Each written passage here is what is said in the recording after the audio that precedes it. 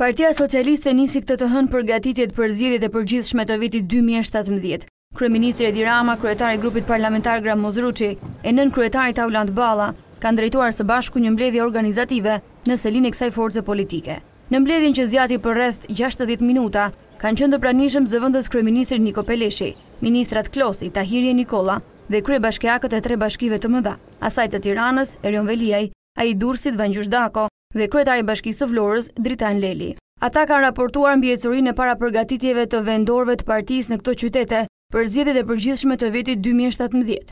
Së fundi, socialistët në disa qytete, siç ishte mbledhja pak ditëve më parë në Shkodër, kanë analizuar problemet e hasura në garën e fundit elektorale të 23 qershorit dhe vështirësitë që hasën në funksionimin e brendshëm, por edhe të koalicionit me LSI. Një analizë kjo që do të shërbejë për të shmangur që kjo situatë përsëritet edhe në zgjedhjet e vitit 2015.